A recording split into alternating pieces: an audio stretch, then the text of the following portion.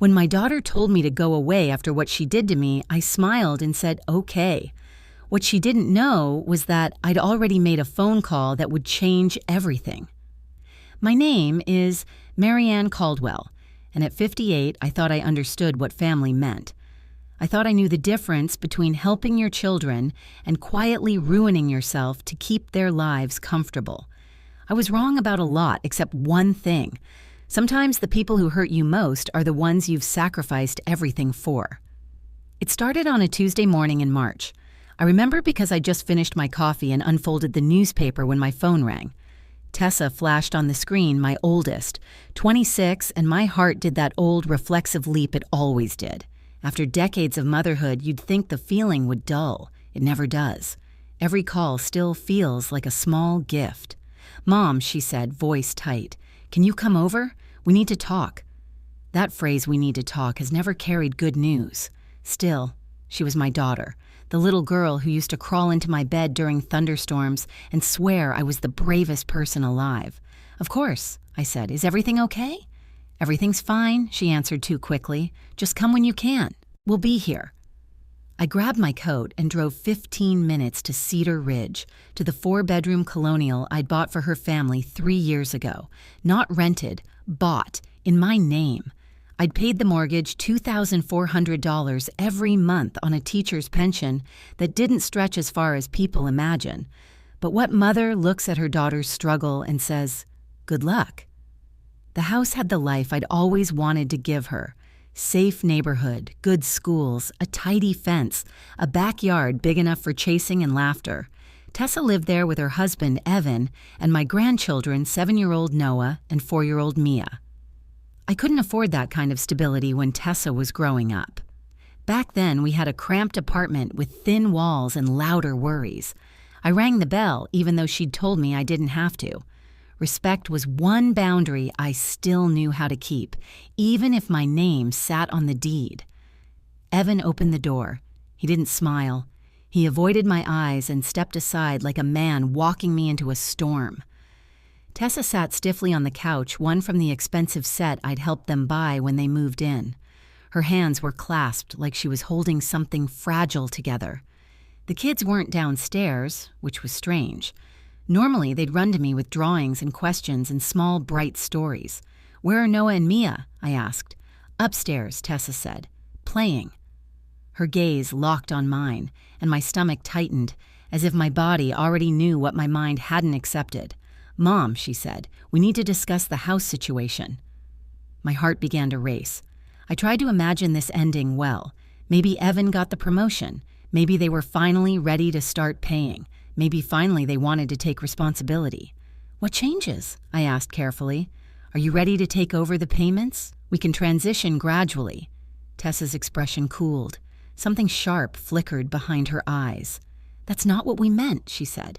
"Evan and I think you should transfer the house to us. Completely. Sign it over and stop paying. Just walk away." The words hit like a slap.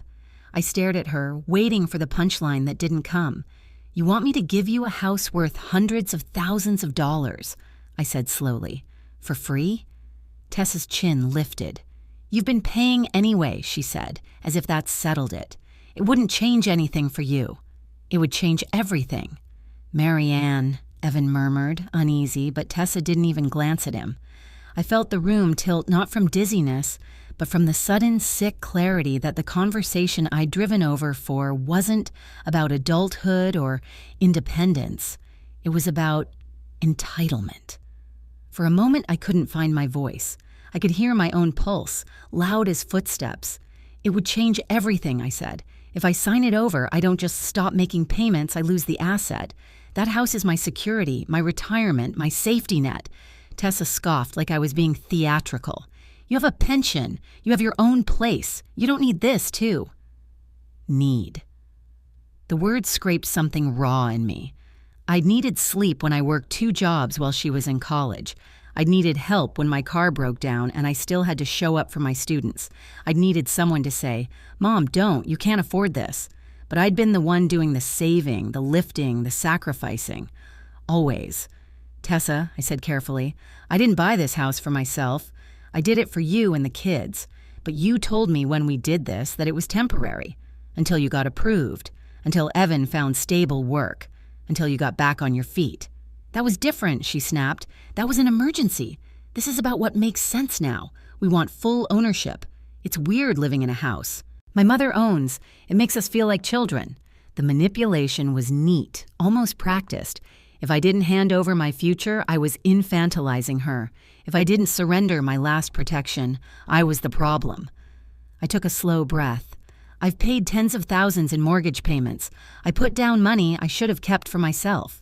I've covered repairs, upgrades, the lawn service. That was your choice, she cut in, voice rising.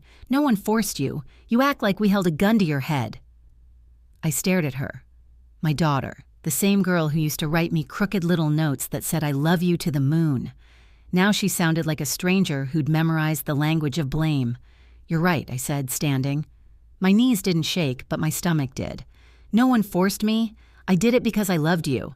But what you're asking for now isn't love. Tessa's eyes narrowed. Oh my God, here we go. It's theft, I said quietly.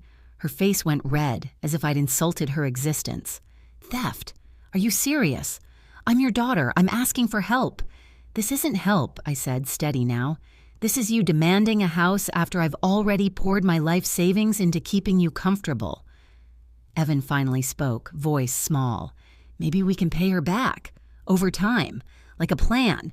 Tessa whipped toward him so fast I actually flinched. Don't you dare. We talked about this. Evan's shoulders sank.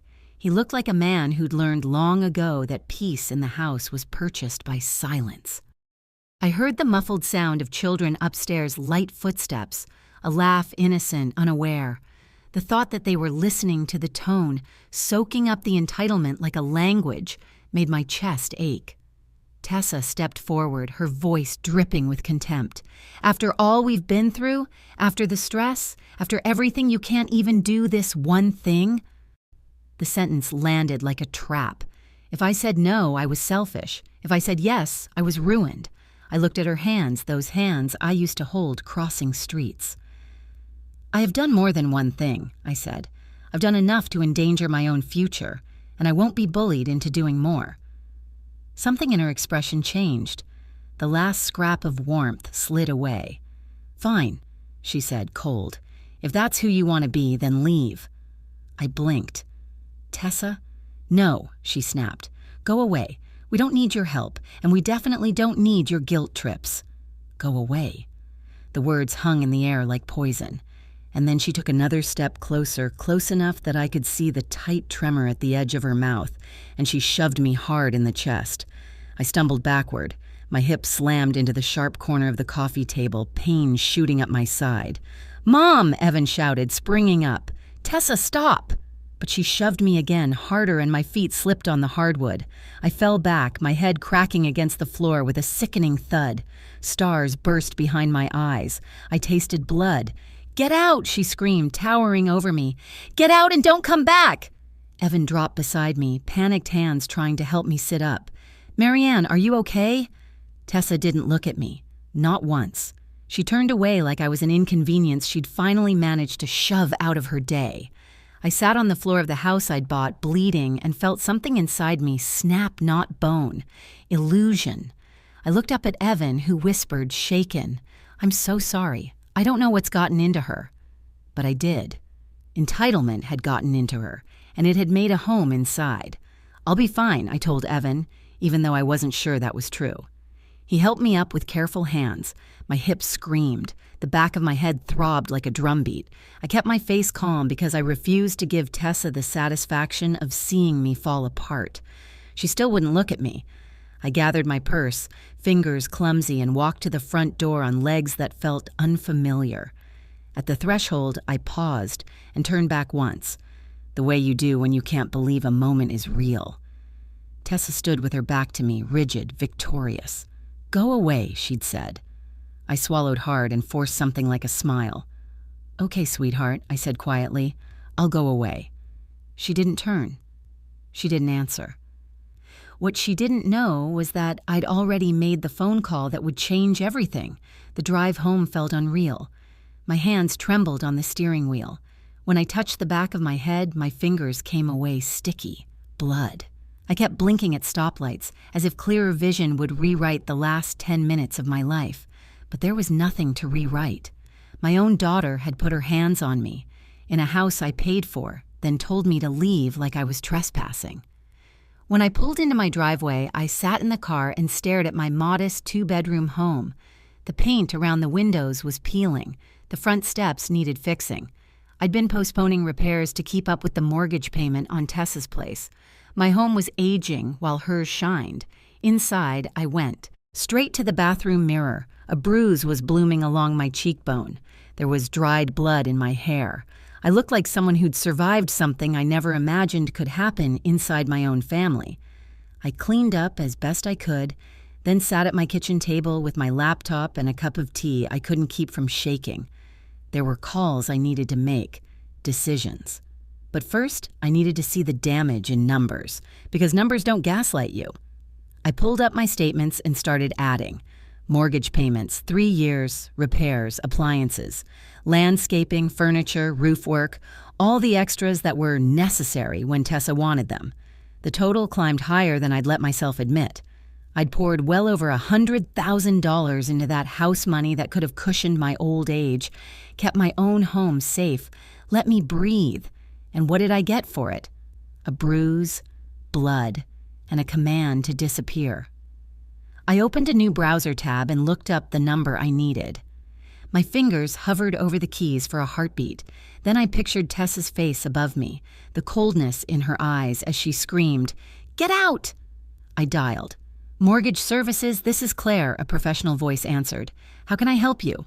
"Hi, Claire. My name is Marianne Caldwell," I said, surprising myself with how steady I sounded.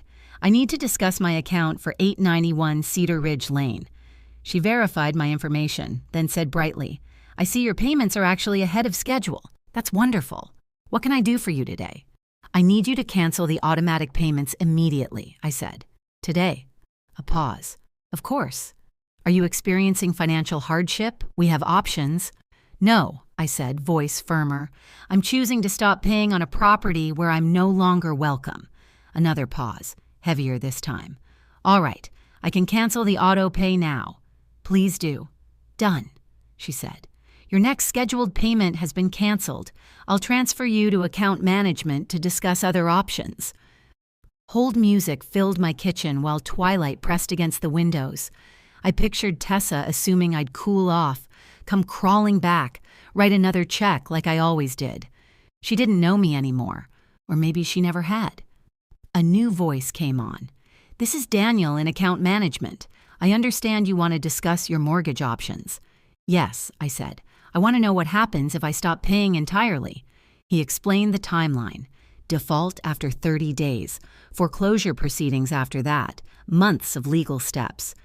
He warned me about credit scores and consequences, but my mind was already somewhere else. Past fear, past guilt. "Daniel," I said, "what if I sell the property instead?" "That's an option," he said carefully. "Since you're the legal owner, you can sell. With occupants, it's more complicated, but you'd have the right provided you give proper notice." "How much notice?"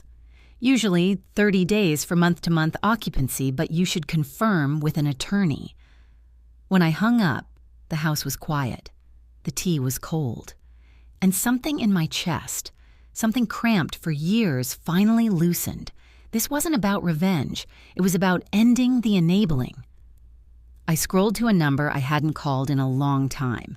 Lydia Hart, the real estate agent who'd helped me years ago and never sugarcoated anything. When she answered, warm and familiar, I said, "Lydia, I need to sell a house." "Marianne?"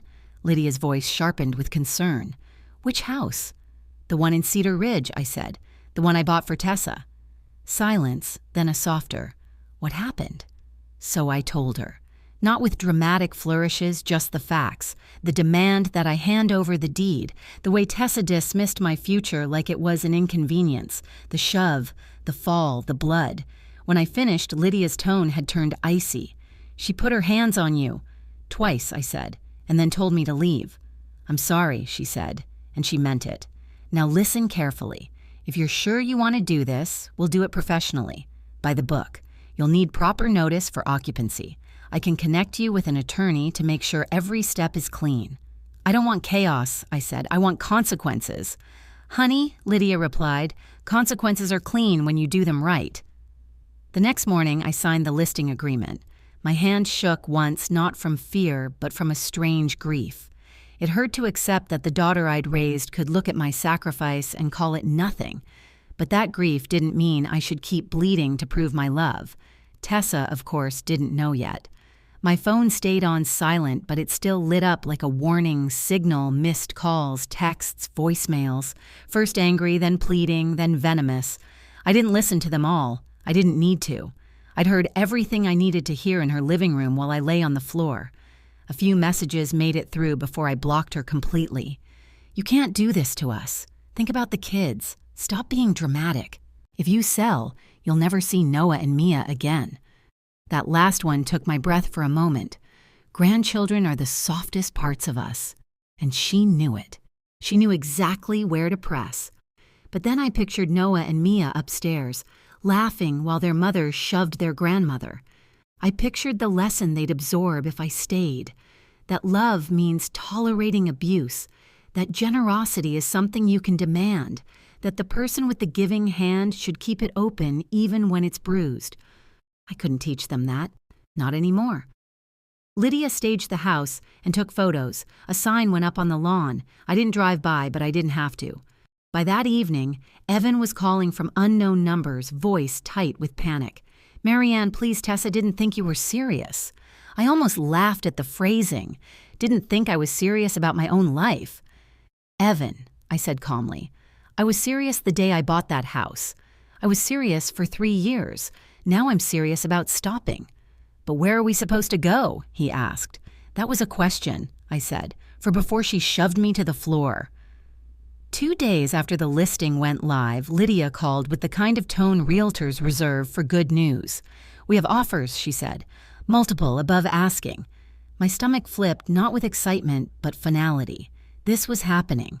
There was no undo button, no sentimental rescue, no returning to the role of family bank. By the end of the process, the house sold for $420,000. After the mortgage payoff and fees, I walked away with enough to secure my retirement and finally repair my own home, without fear of the next bill. Tessa and Evan moved in with his parents for a while. Last I heard, they were both working full-time, truly working, living inside the reality I'd been shielding them from. I didn't win. This wasn't a victory lap, it was a boundary. And here's the truth I carry now.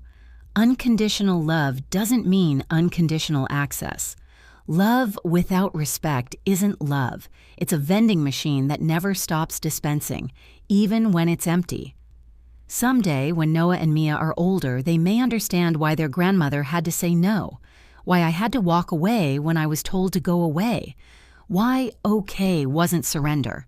It was the start of taking my life back.